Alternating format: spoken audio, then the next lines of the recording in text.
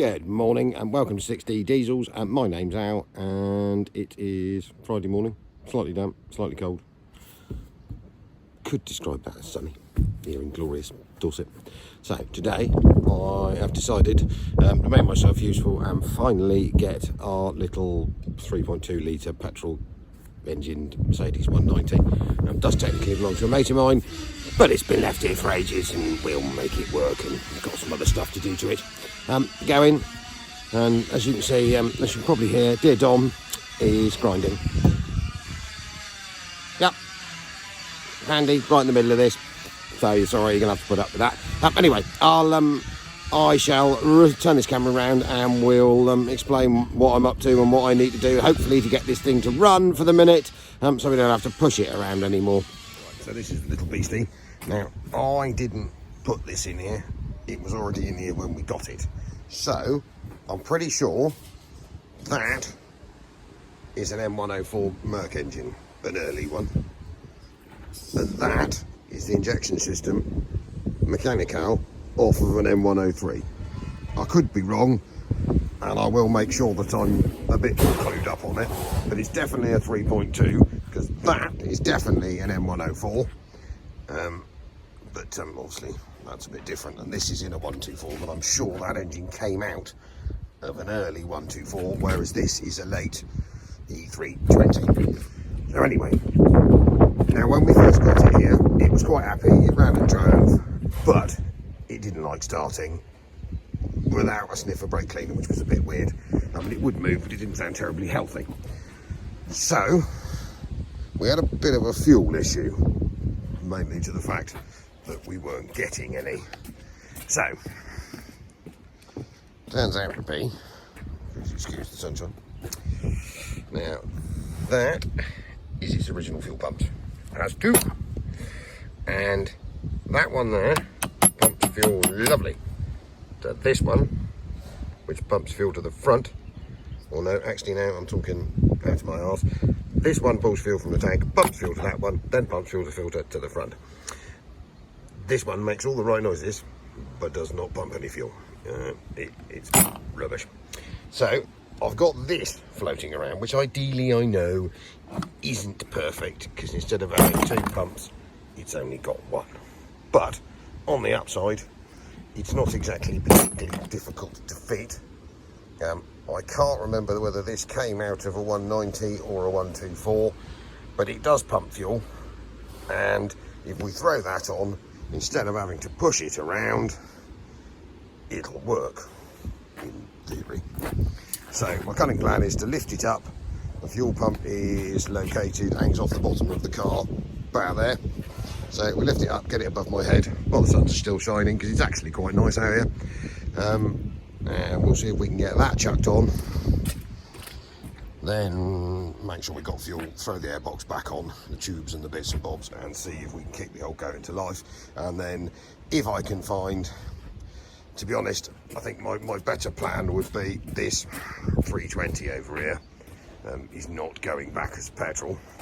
So at some point, if I steal the fuel pump off of that, that should be correct for that, if that makes sense. But for the minute, I don't really fancy lying underneath that in a load of mud and muck trying to get it off. We'll just put this nice dry one I've got on here, that'll make that start, and then we can sort it out at a later date when we come back, change the gearbox, put flywheel in it, put pedal box in it, that's all there, and make it a manual 3.2 litre little 190, obviously left-hand drive, because at the moment it has got one of them.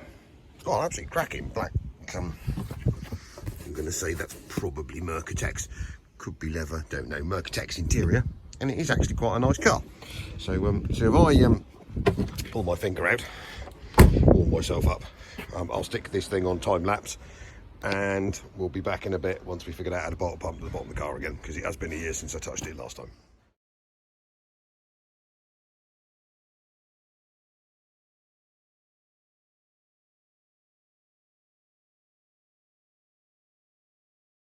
So basically, dead easy into the installation sort of front. These fuel pumps hang off of 4 little rubber hangers. Now, as this car obviously originally would have been a 2.6 automatic, before anyone shouts at me, that set of pumps aren't actually for the engine that's bolted in front.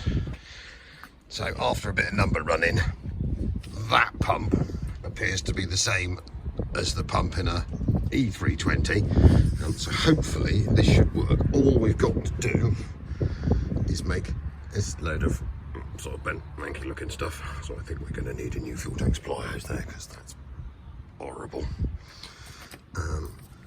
We'll sort some wiring, because there are obviously 2 sets of feeds on the one there, and then try and get all this nicely tucked up in here onto the filter housing.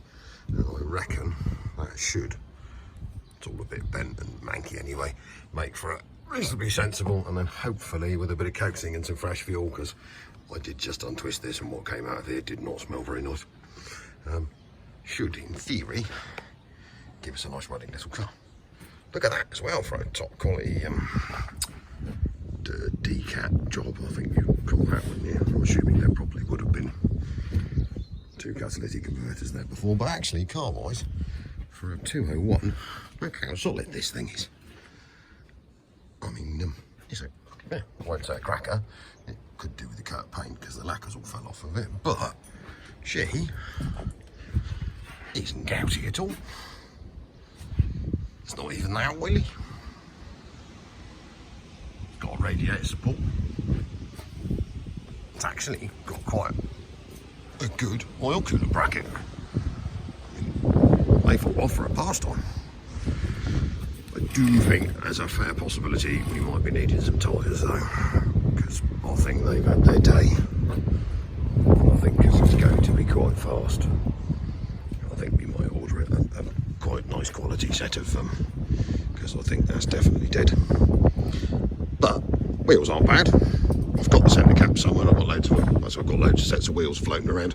The front rear bumper seems to be slightly fairly off, but no rust in the back, and we even have a high-speed towing device. Anyway, I shall put this back on time lapse, and I'm going to try and make all these cables and all this stuff fit. And then I'm going to try and figure out where that goes to, because obviously got to go to a fuel tank and see if I can get that kicked back into life. And we'll see in the next hour or so we can get it to start.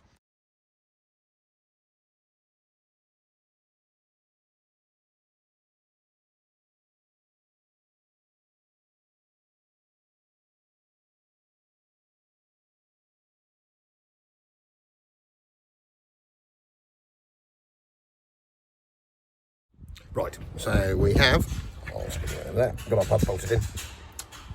Obviously we've got 2 spare electrical doofers that we will insulate and make sure they're safe, because sparks and petrol cars, as we know, don't mix. And I ain't going to cut them off for a minute, just in case this whole idea doesn't work, because I might need them. So, as we know, this fuel hose, which is gross and keeps dripping nastiness on me, as padded, basically. So if you look up in, where's my torch gone? You look up in there, 22mm head on it, it basically bolts into the bottom of the fuel tank.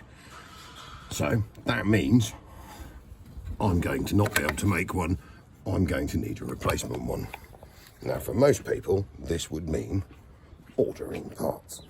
But for a top class Mercedes hoarder, he doesn't really like selling anything, but he does. But in the back corner of the hoard over here, I have a feeling, because I don't think I scrapped it, I have, it's only a quick walk across the yard, I have a spares package. So we have, that's a dead 300D. Obviously that's no good, because that'll be different. But that's died, because as you can see, some bits of it escaped. But you've got to give it to these diesels. It did drive home like that. So here is 201, 2 litre petrol, which we've used for bits for the Garrett Dauchelet one inside, and all the lumps cut off of it. But I'm pretty sure that's got the same fuel filter pickup, or fuel filter tank pipe. The only downside of it is that it's under there. So, oh yeah, Manky Renault Traffic. Someone gave it to me. If anyone needs any Renault Traffic bits, because Renault Traffic bits are really hard to get apparently, we've got a 2.5 diesel one. And yeah, I mean, don't want an awful lot for any of it. It just seems a shame to throw it away when someone with a diesel Renault Traffic probably could make use of some of it. So, grand and cunning plan is, I think that's going to be a big trolley jack, some jack stands and a bit of wood, isn't it? I mean, because by the time I've moved 5 things with the forklift to get in here to turn it on its side, it's just too much aggro, isn't it? So what we're going to do now, it's nearly lunchtime, it's Friday lunchtime, so I'm in the chair for the burger van, so I'm going to disappear off, get some lunch, and then come back, get motivated, dead LT35 like you do. There's one of them horrible LT28s over there as well, if anyone needs any bits, 2-litre petrol one. There's nothing worth having bodywork wise on it, but it has got an engine and gearbox and some other stuff in it.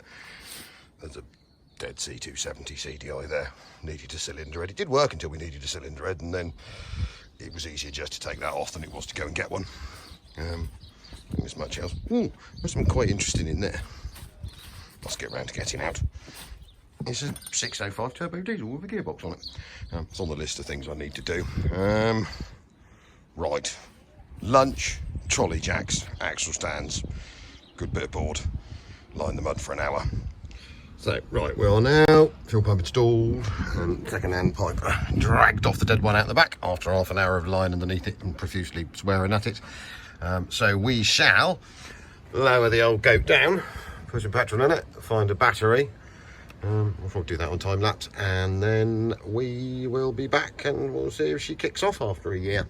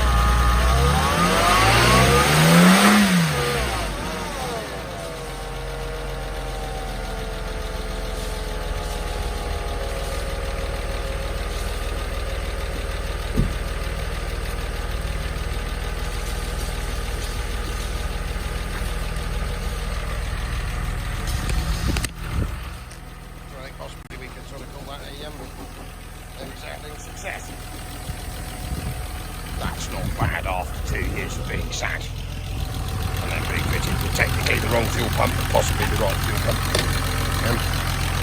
She's very much moaning about not having, well, or being low on coolant. I don't think it's out of coolant. It's more, yeah, it's more low. So, bless her, little heart. So, she lives. We'll get that. Good oil pressure. Crack on oil pressure. Obviously temperature wise, and we haven't got any screen wash. The SRS light is on and it's not very wise, a bit low on coolant. So we'll leave it running a bit, tidy up the wiring a bit, and I suppose we'll put the air filter box back on. Not losing any of the bits of it. A bit of a hunt through here and see what other treasure we find in here. Ooh! Nothing like a Hello Kitty football, a torque converter, and a parcel shelf for something else. But I don't know what it is. That could be 124. I'm not sure. Anyway, I'm going to go and find myself some coolant, and then we might see if the old girl will actually move.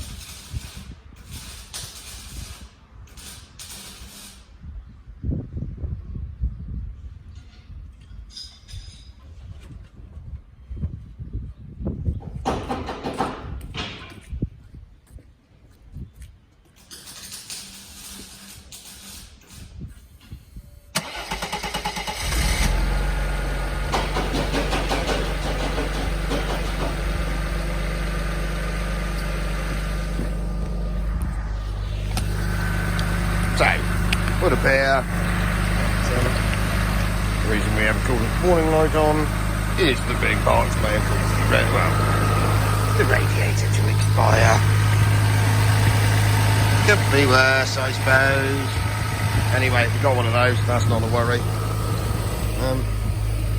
Anyway, right. So basically, she's going to engage drive.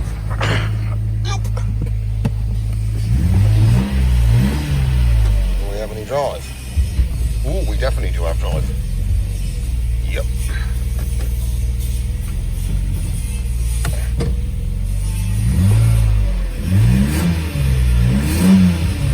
We will call that a win-win.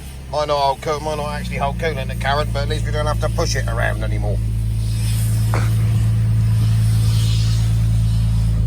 Come at. Right, I'm going to go and put this air filter box back on, and then I'm going to go and find myself a radiator. But it is nearing the end of Friday now. Friday is the evening of beer, so we don't want to be too late, because it's almost beer o'clock. I'll probably just edit this, and then we'll come back to this next time. Get a radiator in it. Get some tyres on it. They're rubbish. Look at that. Sort me fully floating back bumper out, and then I'll see if we're a bit of a test drive once we've got some tyres, I suppose, and clean the brakes up, see if she runs up the road reasonably respectably, and if that fuel pump works, it can stay on there. Right guys, we'll sign out. Thank you very much, have a lovely weekend.